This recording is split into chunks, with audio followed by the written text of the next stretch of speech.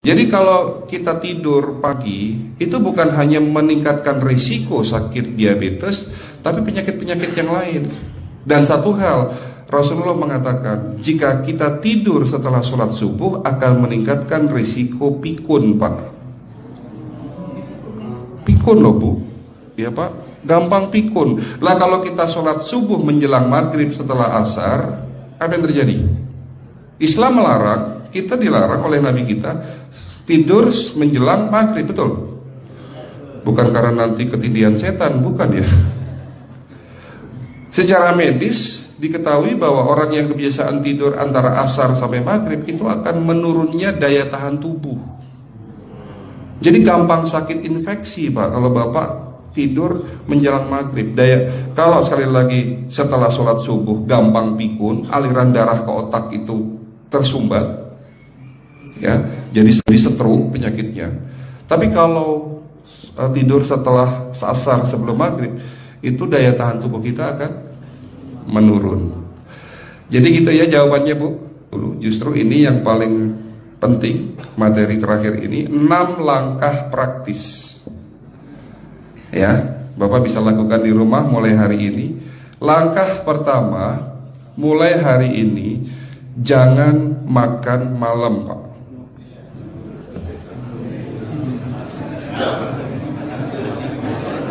Ya, ala bisa karena biasa. Memang awalnya sulit, yang sudah kebiasaan makan malam itu sulit. Alasannya nanti nggak bisa tidur, Dok, betul ya? Nanti perutnya kembung, mual dan sebagainya. Itu karena kebiasaan. Dulu pun saya begitu. Tapi kalau sekali-sekali boleh, Pak. Misalnya diundang hajatan gitu, tetangga ada yang kawinan hajatan, ya udah apa-apa, menghargai itu makan malam. Tapi sekali-sekali itu. Tapi kalau tiap hari ini yang tidak boleh, betul ya, Pak? Jangan makan berlebihan dan jangan makan malam. Makan sate boleh nggak, Pak? Boleh, siapa bilang nggak boleh? Sate itu, Bapak tahu daging kambing. Daging kambing, daging domba adalah makanan sehat, tidak berkolesterol. Yang kolesterol itu lemaknya, Pak. Tapi kalau Bapak makan daging murni, dagingnya tok, ya sehat, Pak. Yang nggak boleh itu santannya. Jadi makan gulai itu jangan, kalau gulai sate aja udah. Ya, ataupun dibuat apalah, dibuat empal. Ya. Oke, itu yang pertama. Yang kedua, tolong catat. Jangan tidur larut malam, Pak. Batasan tidur jam berapa, Pak? Jam 11 paling telat. Harus sudah tidur. Kenapa? Apa penjelasan medisnya? Orang yang tidur di atas jam 11 akan terganggu fungsi livernya, Pak. Dimana liver kita ini fungsinya banyak. Ya, ada 500 fungsi liver loh, Pak. Fungsi jantung ada berapa, Pak? Fungsi jantung 1. Fungsi jantung tugasnya untuk mompa darah. Fungsi ginjal ada berapa? 2. Absorpsi dan filtrasi. Fungsi liver 500 fungsi. Jadi organ yang paling berat dalam tubuh kita kerjanya adalah liver. Liver akan rusak manakala kalau kita tidur di atas jam 11 malam. Berarti 500 fungsi liver bisa rusak, Pak. Ini salah satu penyebab diabetes. Bukan hanya kerusakan pankreas, tapi rusaknya liver bisa jadi penyakit diabetes, Pak. Jadi kalau sakit diabetes itu, yang terganggu itu sebetulnya bukan hanya pankreasnya, livernya pun rusak, ususnya pun rusak. Makanya dalam pengobatan diabetes di klinik kami, itu bukan hanya ngobatin pankreas, tapi 3 organ penting ini saya obati: usus, liver, dan pankreas. Kebanyakan kenapa? Kalau dalam pengobatan tradisional, mereka tahunya diabetes itu hanya pankreas, ya kan? Tapi di sini dalam pengobatan holistik, orang yang kena liver itu 3 organ ini pasti rusak: usus, liver, dan pankreas. Salah satu penyebab dari kerusakan liver akibat kebiasaan tidur larut malam. Jadi salah satu penyebab diabetes pun bisa karena tidur larut malam. Ya, batasan tidur jam berapa? Sekali lagi, jam 11 harus sudah tidur pulas. Jadi jam 10, setengah 11 paling lambat kita harus tidur pulas. Nanti setelah jam 1 boleh bangun. Yang penting jam 11 sampai jam 1 ini harus tidur pulas. Jadi kalau Bapak mau sholat tahajud jam 2, setengah 3 ya monggo. Ya. Oke, itu yang kedua. Yang ketiga, air putih Pak dijaga 2 liter sehari. Bagaimana cara minumnya yang baik? Rasulullah sudah ngajarin kita ada 6 sunnah. Harus duduk, pakai tangan kanan, seteguk demi seteguk, membaca basmalah di saat minum, diakhiri dengan alhamdulillah, kan begitu. Ya, pagi hari minum 1 gelas, bangun tidur sebelum sholat subuh. Setelah sholat subuh boleh teh, tapi juga dibilas dengan 1 gelas air putih.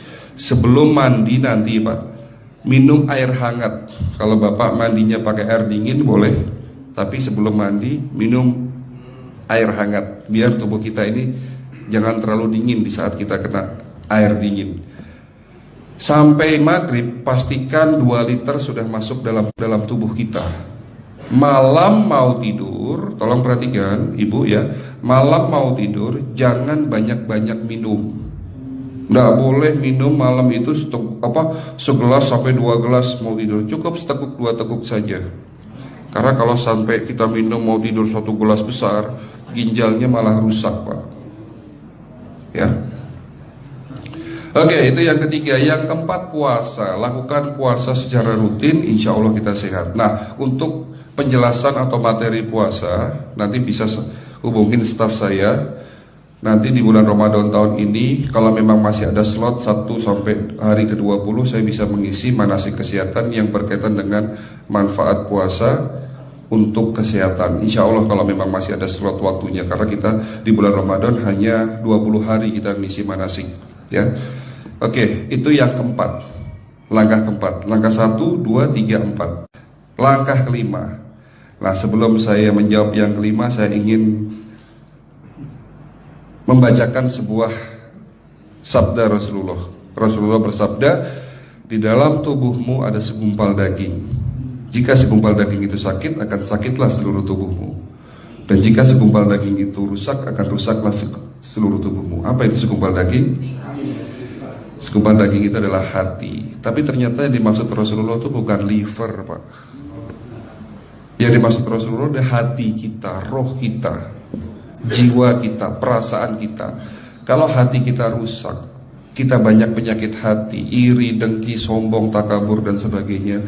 Penyakit fisik akan muncul dalam tubuh kita. Ya, tidak ada orang stres itu sehat, betul tidak Pak? Tidak ada orang yang suka marah-marah itu sehat, betul tidak? Bahkan Rasulullah mengajar senyum adalah ibadah. Senangkan orang lain, permudah urusan orang lain, insya Allah kita sehat.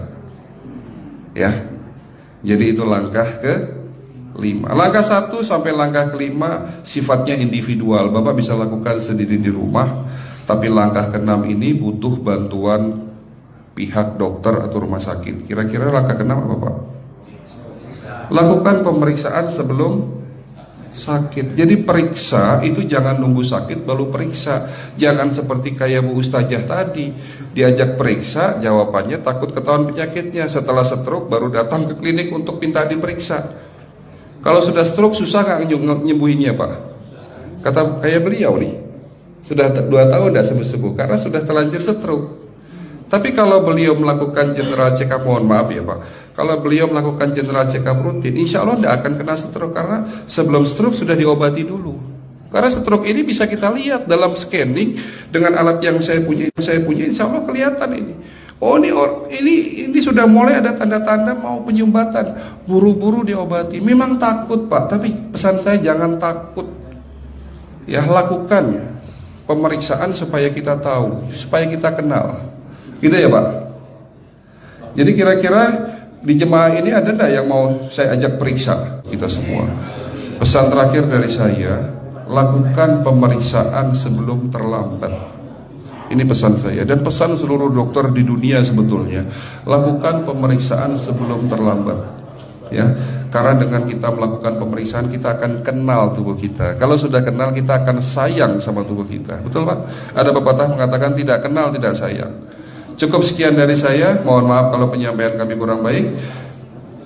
Akhirul kalam, wabillahi taufiq wal hidayah. Wassalamualaikum warahmatullahi wabarakatuh. Kalau ada pertanyaan masalah teknis nanti langsung